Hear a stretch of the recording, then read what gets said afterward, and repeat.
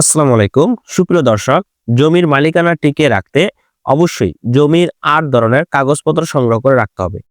যে সকল নাগরিকদের জমি রয়েছে, নিজস্ব জমি বা উত্তরাধিকারী জমি বা নিজের প্রকৃত মালিকানা জমি রয়েছে, তাদের অবশ্যই জমির মালিকানা টিকিয়ে রাখতে হলে ৮ ধরনের জমির কাগজপত্র সংগ্রহ করে রাখতে হবে নিজের কাছে। কেননা আপনার প্রকৃত জমির মালিক আপনি নিজেই, কিন্তু আপনার প্রয়োজনীয় কাগজপত্র অবহেলার কারণে বা প্রয়োজনীয় কাগজপত্র সংগ্রহ না করে রাখলে আপনার জমি অন্য কেউ চালাকি করে বা প্রতারণা করে বিভিন্নভাবে নিয়ে যেতে পারে।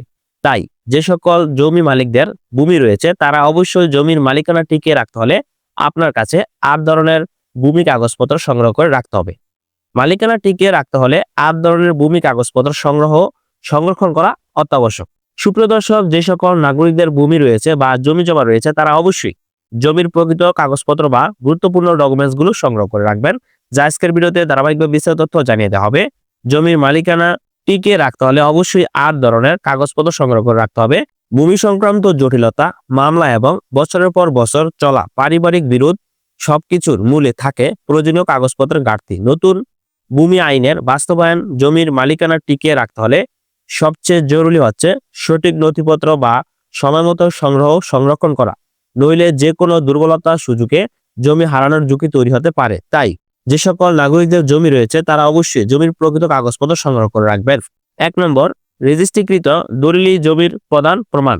জমি ক্রয় বিক্রয়ের ক্ষেত্রে রেজিস্ট্রার অফিসে স্টাম্পে করা চুক্তিপত্র দলিল হিসেবে গণ্য হয়। এতে ক্রেতা বিক্রেতার স্বাক্ষর, সাক্ষীর নাম এবং রেজিস্ট্রারের সিল থাকে। পূর্ববর্তী দলিলগুলো মিলি তৈরি হয় বায়া দলিল। প্রয়োজনে জেলা রেজিস্ট্রার অফিস থেকে যে কোনো দলিলের অনুলিপি পাওয়া যায়। জমির মালিকানা প্রমাণে এসব দলিল নিরাপদে সংরক্ষণ করা অত্যন্ত জরুরি। তারপর আছে খতিয়ান ও পর্চা, সরকারি জরিপের নথি। জমির যে পর্চা মালিক সংগ্রহ করেন সেটি সরকারি জরিপের তথ্যভিত্তিক কপি। ভূমি অফিসে সংরক্ষিত মূল নথিকে বলা হয় খতিয়ান। জমির সীমানা, মালিকানা ও অবস্থান নিশ্চিত করতে এই নথির গুরুত্ব অপরিসীম। তারপর আছে দাখিলা বা খাজনা প্রদানের সরকারি স্বীকৃতি। ভূমি উন্নয়ন কর বা খাজনা পরিশোধের পর তফসিল অফিস থেকে যে রসিদ দেয়া হয় সেটি দাখিলা। জমি বিক্রি বা মালিকানা প্রমাণের ক্ষেত্রে এটি বাধ্যতামূলক। এমনকি জমি খাজনা মওকুফ হলেও ২ টাকা দিয়ে দাখিলা সংগ্রহ করা যায়। তারপর আছে ওয়ারিশ সনদ ও সাকসেশন সার্টিফিকেট। উত্তরাধিকার সূত্রে জমির মালিকানা পেতে হলে ওয়ারিশ সনদ আবশ্যক। ইউনিয়ন পরিষদ বা পৌরসভা বা সিটি কর্পোরেশন এই সনদ ইস্যু করে। আদালত থেকে প্রদত্ত উত্তরাধিকার সনদকে বলা হয় সাকসেশন সার্টিফিকেট, যা আরো শক্তিশালী আইনি প্রমাণ হিসেবে বিবেচিত। তারপর আছে মিউটেশন নামজারি কপি।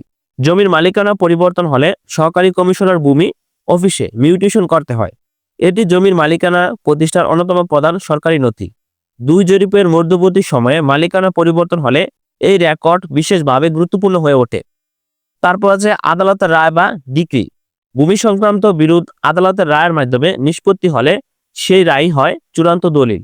মালিকানা নির্ধারণে আদালতের ডিক্রি সবচেয়ে শক্তিশালী প্রমাণ হিসেবে গণ্য হয়। তারপর আছে মৌজা ম্যাপ।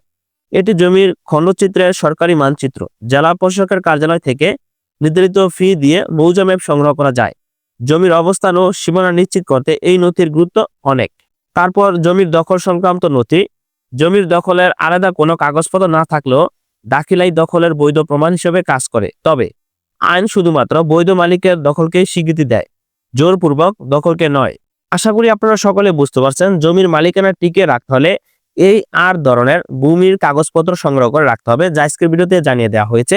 ধন্যবাদ সকলকে, ভালো থাকবেন, সুস্থ থাকবেন, আল্লাহ হাফেজ।